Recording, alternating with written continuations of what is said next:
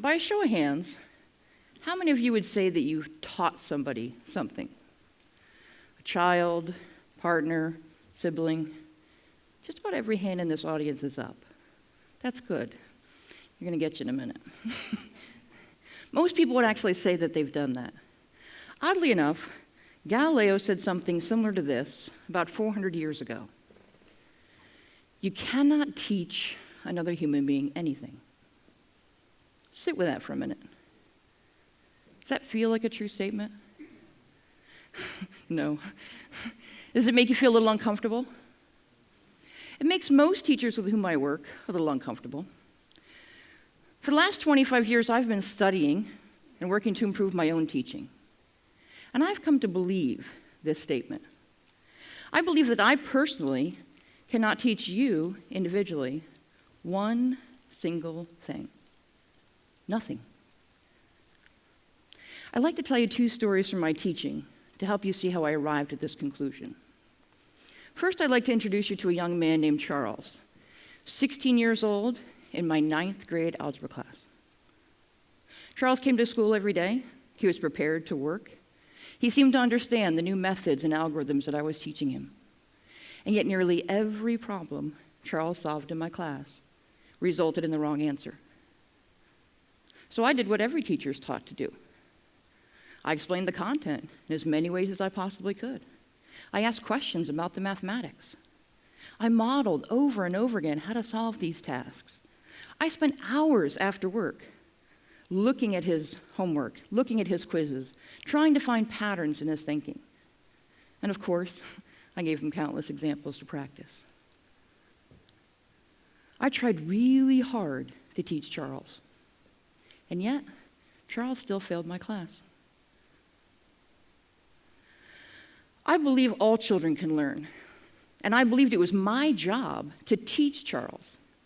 So the following year, as he's turning 17 and back in my class, I confessed, I failed to teach you.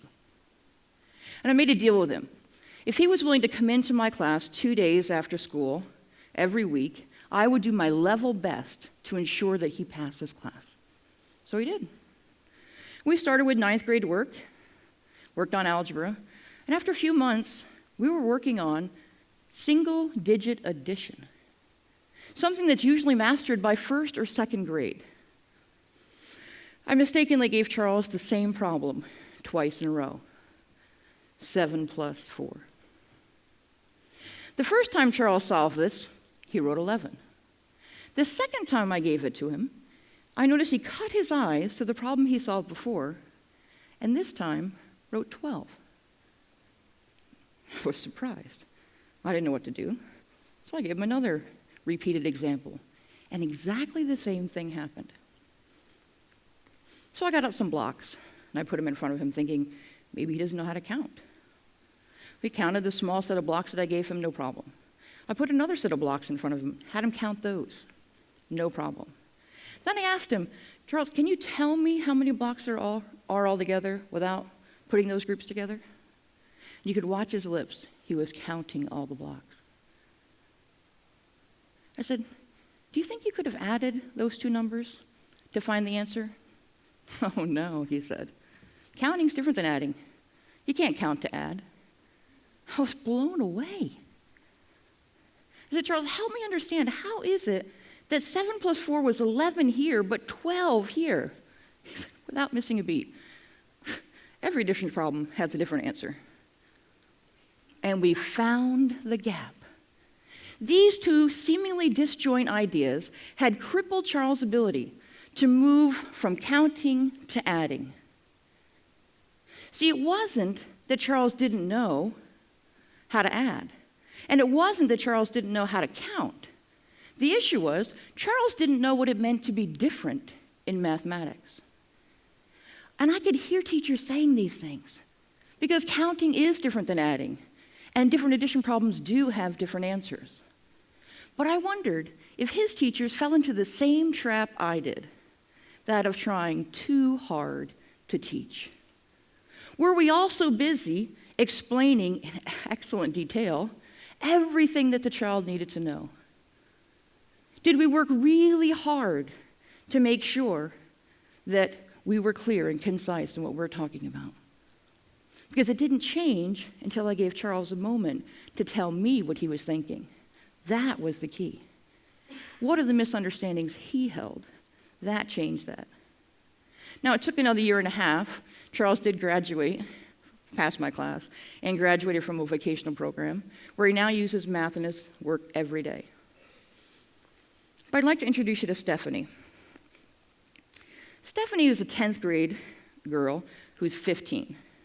I had her in algebra, I had her in geometry.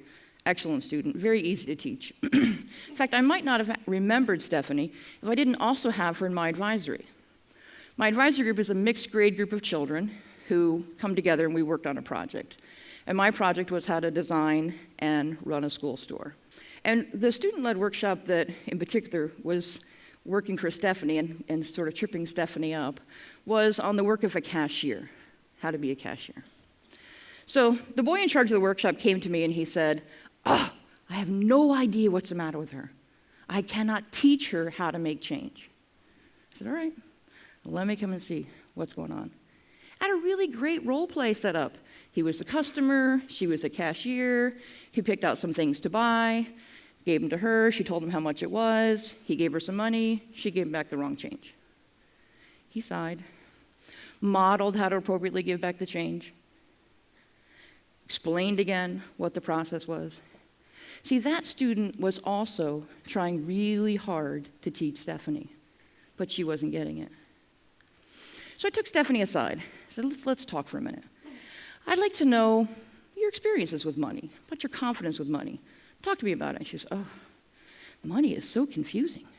You know, the dollars, they're fine, but those coins, I don't understand them." She says, "And it's really bad because I'm a cashier in my parents' business and I'm making mistakes all the time." So tell me what you know about money. I found out that she knew that a quarter was 25 cents. She could identify each of the coins. She could tell me the value of each coin. So I got a small group of coins and I put them in front of her and I said, "Stephanie, how much money is this?" She said, "I don't know." So what do you mean? She says, "Well, I'm assuming you want me to count these coins, but what I see is a quarter and 2 dimes, a nickel and 2 pennies. Is that what you mean?" And I said, "Well, no. How about if I model this, and the minute you hear something that you don't understand, stop me." Okay. So I said, 25, 35, stop. Okay. She says, "Why did you say 25? And then why did you say 35 next?" Okay, so the quarter was the coin with the largest value, and I chose that one first. That's worth 25 cents, so I said 25. And then I chose the dime next because that had the next largest value, and so I added 10 more. She says, "Wait, this is like 25 plus 10? I said, "Yeah." See, Stephanie knew that a quarter was 25 cents, but she didn't know that that 25 in the 25 cents could be added like all the other numbers she was really familiar with.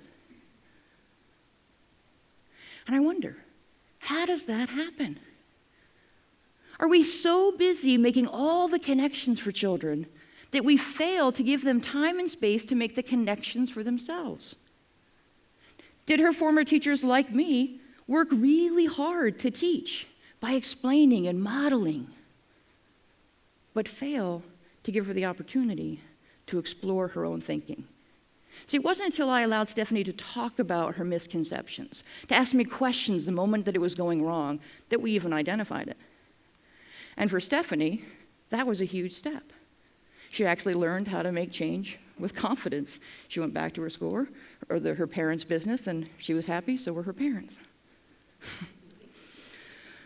We've been talking about math for a little bit too long now, so probably not all math people here, right? That's a shame. Anyway, let's talk about something that you probably can all relate to. Imagine, if you will, having to teach a child how to swing on a swing set. How many of you have had that experience? If you haven't done it yourself, have you watched it happen? No, really? You guys got to get to the park more. What does it take to teach a child to swing? So you might model it for a child. You might explain it for them. You might actually watch another child swinging and talk about what's happening, how they're moving their body and what they're doing with their legs. But eventually, you kind of got to get the kid on the swing, right? You give them a little push, and you start coaching right away. Push your feet to the sky. Tuck your legs in. And practice. And you push. And you practice. And eventually, that kid gets it, right? Now, for a lot of teachers, they would say the moment right there that kid was working on it, the trick was he practiced. Yeah, I think there's something else there. I don't think it was all about practice, because that didn't work for Stephanie, and it didn't work for Charles either. So what did happen? See, that child is up there on that swing, and that child is trying to make sense of everything you said, everything you did, everything they heard, everything they saw, and everything that they felt. And they're up there on that swing, and they're trying to make sense of it all and pay attention to all your coaching, and they're feeling how gravity is impacting their body. They're feeling how momentum and inertia are changing with each of their movements in their body, and they're up there paying attention to all of this, maybe not in those terms, but they are.